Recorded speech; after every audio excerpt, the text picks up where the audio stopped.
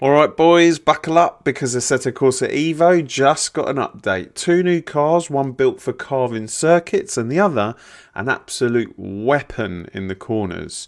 Oh, and just in case you need a track to test them on, may I suggest maybe Fuji Speedway? That's right, this update's a banger, and make sure you stick around as I've got a special comparison to give you. So let's dive in. Right, let's start with the Lamborghini Huracán STO, because this thing is pure aggression on four wheels. I've put some time in with it, and every lap just makes me want to push harder. It's sharp, precise, and unforgiving. Exactly what you'd expect from a car that's basically a race machine with number plates. The way this thing grips through the high-speed corners is unreal. You're properly leaning into the car and feeling it work with you. But make no mistake, if you get lazy with your inputs, it will bite. The braking zones demand commitment, and if you're even a little bit off balance, you're either locking up or heading straight to the scene of the accident. But when you get it right, it's perfection. The car is so rewarding when you're dialed in. Every corner feels like a challenge, and every clean lap feels like an achievement. This is the kind of car that forces you to level up your driving, just to keep up with it.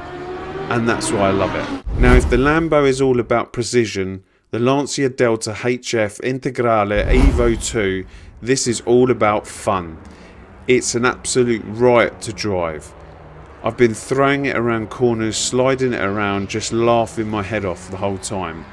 What I love about this car is it doesn't take itself too seriously.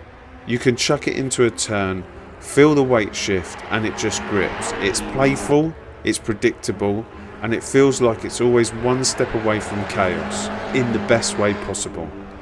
This is one of those cars that just makes you want to keep driving, whether you're attacking tight chicanes, long sweepers, or just messing about with different lines.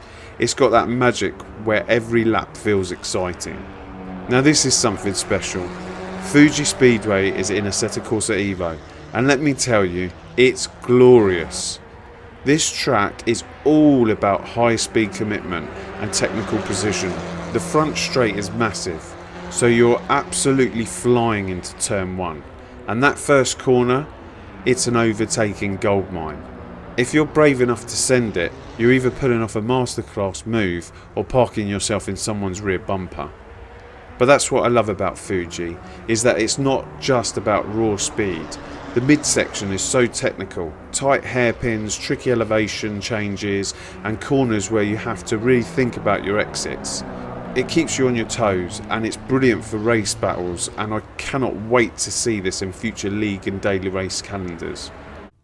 So with the triple content update out, Kunos has given us more comparisons to talk about. And as promised, let's compare as best we can the Huracán STO at Suzuka, first in ACC and then in AC Evo. Same car, same track, but two very different experiences. First up, ACC's Huracán STO. In ACC, the STO is exactly what you'd expect. Stable, precise, and confidence inspiring. It's a car built for competition, and you feel that in every phase of the lap. The S's. The front end bites hard, and you can flow through the sequence with a predictable rhythm. The car stays composed, and there's no drama. Just point, turn, and go. If you get your inputs right, you'll nail the sequence every time. The Degnas. You can really commit to Degna 1. The car feels planted on entry. Degna 2 is more of the same. Sharp, controlled, and with just enough rotation to help you get back on the throttle early. 130R, no hesitation. The car holds the line perfectly, and unless you're completely on worn tyres or in the wet, it's not even a concern. The bus stop chicane. The car stays composed over the curbs, letting you be aggressive without unsettling the rear. You can brake deep, throw it in, and get on the power early without any unexpected snaps. But there's one thing that stands out, and once you notice it, you can't ignore it. The suspension clatter. Over the bumps, curbs and transitions, you get that weird, almost broken feeling from the suspension. It's been in ACC for a while and you get used to it, but after driving AC Evo it becomes much more obvious. Up next, AC Evo's Huracán STO. Right away the STO feels more alive. It's not just about stability, it's about movement, weight transfer and raw feedback. The S's in AC Evo, the car moves around more and you have to work for every transition. The weight shift is more pronounced and you're constantly adjusting, constantly feeling the balance shift between front and rear. It's not unstable, but it demands more from you. Get it right and it's incredibly rewarding. The Degners. This is where AC Evo really separates itself. The car reacts to every input and every bump, so Degner 1 is about balance and aggression with control. If you commit too hard, you'll feel the rear start to go. But if you trust the car and manage the weight, you can carry a lot of speed. Degner 2 is more technical, trail braking feels more natural.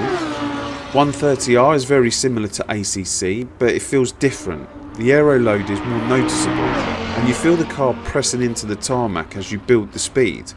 There's a real sense of the car working beneath you, and any small steering input actually affects your line. It's not just about being fast, it's about feeling connected to the car at high speeds. The bus stop. This is another AC Evo standout. Braking feels more dynamic, you can feel the weight shifting forwards, the grip changing as you slow down. The car reacts better over the curb so you can be precise with your line, and it seems way more forgiving as the car gives you far more information about what the car is actually doing. So let's have my final thoughts. The STO in ACC is a machine built for consistency, sharp, stable, confidence inspiring. AC Evo on the other hand is more raw, more immersive and more alive. It's about feeling every movement, every shift in weight, every moment at the limit. But the biggest thing that stands out after playing AC Evo is that suspension clatter in ACC. It's always been there, but once you've experienced how natural the suspension feels in AC Evo, the issue in ACC becomes more noticeable. It's not a deal breaker, but it's something you can't unfeel once you've had a taste of what AC Evo is doing. And that's the best part. AC Evo is still in early access, and if it's already delivering this kind of depth, imagine what's coming next. So after spending time with this update, I can say this: Kunos is on fire right now. The Lancia is just pure fun to drive, and the Huracán STO is showing us what's in store and a glimpse of what's to come. Coupled with Fuji Speedway, which is an instant classic, I feel as we move through 2025, this title is just going to get better and better. But what do you guys think? Have you tried the new cars yet? Have you been able to do the same comparison as me?